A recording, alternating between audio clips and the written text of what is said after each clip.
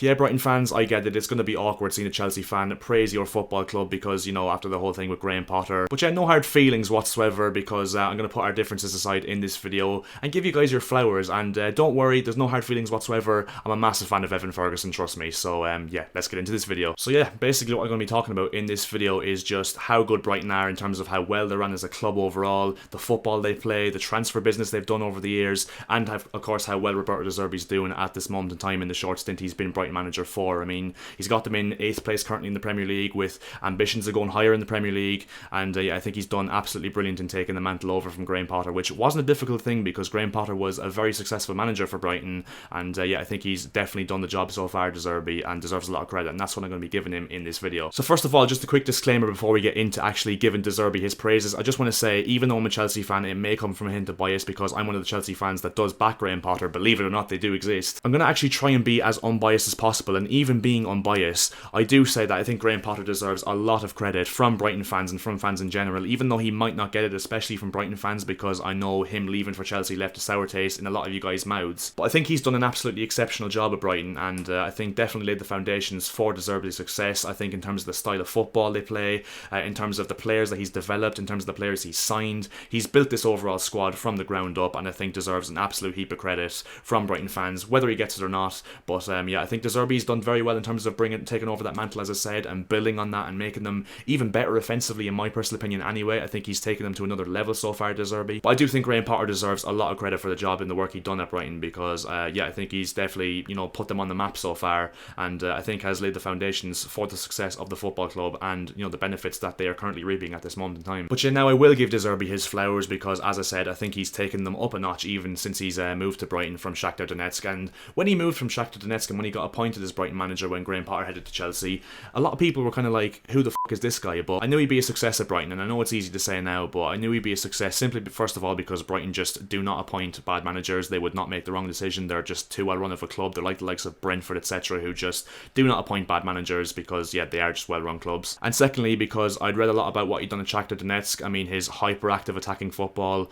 and yeah, just how entertaining his style of football is, and obviously Brighton fans were going to take to that tenfold. And of course, with the foundations, as I mentioned, that Potter laid, I think he's got the squad set up there, De Zerbi, so far to make use of it and do really well, and that's exactly what he's done so far. Even though it took him a little bit of time to get actually fully ingrained into the Premier League, I mean, it took him 6 attempts to actually win his first game, even though one of those 6 games was a 3-3 draw at Anfield, and 2 of those games as well were away losses at Manchester City and Tottenham. So we'll give him a little bit of you know, a little bit of leeway there. But he's ditched the 3 at the back system, which of course was infamously used by Graham Potter during his time at Brighton up until he left for Chelsea, and he's almost deployed what looks like a 4-2-3-1 on paper, and yeah, it's worked wonders for them so far. Their output in terms of goals is absolutely crazy so far. They've scored 5 goals at the Riverside today against Middlesbrough, which, you know, motivated me to do this video overall because the Riverside's not an easy place to go, and even though Middlesbrough are in a division lower, obviously in the Championship, they've got a new manager in Michael Carrick who's doing absolute wonders there, and, you know, has done brilliantly with Middlesbrough, and they're one of the most informed teams in that division so far at this moment in time.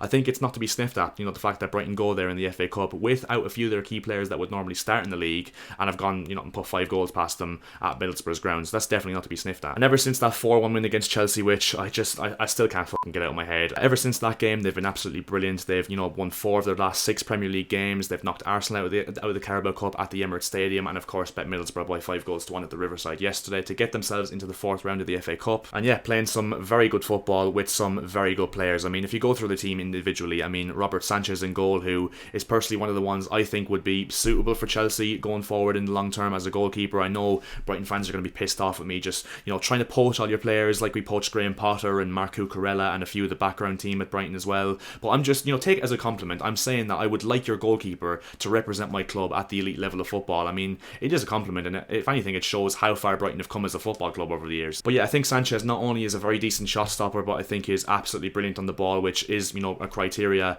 for a modern day goalkeeper playing at the elite level. Then you look at the defence. Lewis Dunk, just Mr. Reliable, a great leader at centre back, has improved on the ball massively over the years as well since he's, you know, played Premier League football on a regular basis. Levi Colwill next to him, a very young centre back on loan from my club Chelsea, and yeah, has fitted into that Brighton system like a glove. Very good, very imposing, 6'4", so he's intimidating as well. Then you look at Moises Caicedo in the midfield, who I just think is an absolute Rolls Royce of a footballer. Not only is he absolutely brilliant in terms of, you know, his duties as a 6 and winning the ball back and, you know, providing energy to the midfield for Brighton, but he's also improved massively on the ball. And yeah, once again, I take him at Chelsea. Sorry, Brighton fans, I know this is irritating you, but I'm just giving my opinion on who I'd want. Then you've got Alexis McAllister next to him, a World Cup winner. Do I need to say any more? I mean, he's just improved tenfold in the last year or two. His on-the-ball ability is incredible. He sits deep and he plays the ball around like, you know, Iniesta and Xavi in their prime. Maybe not that good, but you know what I mean. He's got energy in the midfield. He can shoot from long range. He's added goals to his game. He provides assists. He's just the ultimate complete midfielder for Brighton. And yeah, his transfer value in the last year or so, especially after the World Cup, has probably gone up to about 50 or 60 million if you're honest. Kaoru Mitoma on the wing. I invested stocks in this guy on his Brighton debut. I thought that since his debut, I thought he'd be a brilliant player. He's a brilliant dribbler. He's technically very good. He's added goals to his game as well. So creative on that left-hand side for Brighton, and they got him for, what was it, less than £2 million or something. The same with Caicedo as well. That's why Brighton's transfer business is just unbelievable. Pascal Gross has just been brilliant ever since he signed for Brighton in, I want to say, 2017. I think it was the year they got promoted, they signed Pascal Gross, and he's just been absolutely brilliant. Even when he's aging now, he's getting goals, he's getting assists, he's providing energy, and he's doing exactly what you'd want in this Brighton midfield. Trossard, I don't need to say any more about him. Obviously, he's been a very good signing, and even though he's dipped in form at this moment in time, he still, you know, is a massive goal threat. And yeah, it's just credit to Tony Bloom, really, and the Brighton board and the scouting team over the years, because they've signed some absolute gems. I mean, if you look at Robert Sanchez, who came through the academy, who's, you know, grown a lot under Graham Potter, and now De Zerbi as well, into a very good Premier League goalkeeper. Then you've got Caicedo, who signed for less than £2 million. Mitoma, who might have even been less than £1 million. Correct me if I'm wrong there, Brighton, but I know he was absolute dirt cheap anyway. McAllister, who was signed for absolute pennies and is now probably about 7 or 8 times the price. And then you've got players that aren't even there anymore. The fact that they bought Cucurella for, what was it, like 15 million and sold him for 16 million, which I just can't get over still, and replaced him for Pervis Estupinian for 17 million, I think it was. And then Bissouma as well, who was signed for about 10-15 million and was sold for 30, which even still was quite cheap at the time. I remember thinking that Spurs actually got a little bit of a steal, but even still, I think Brighton have actually made out the better team there, because they sold Bissouma for 30 and, you know, kept Caicedo and developed him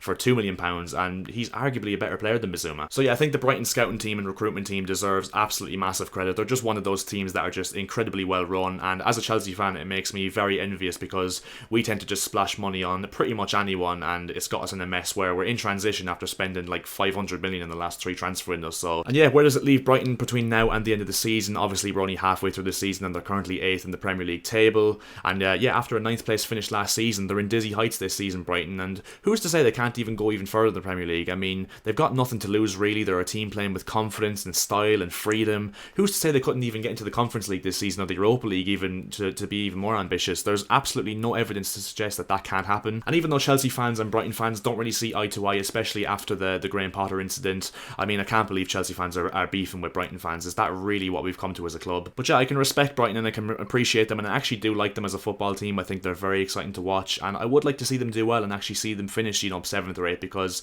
I think they deserve it based on how well of a run club they've been over the years, and the recruitment system and the style of play they've been, because I think they're a club that are really, you know, looked up upon with a lot of clubs in English football, a lot of football fans in English football. But yeah, Brighton fans, let me know in the comment section below if I, you know, hit the nail on the head with this video, or am I talking absolute shit? Please let me know down in the comment section below if I was.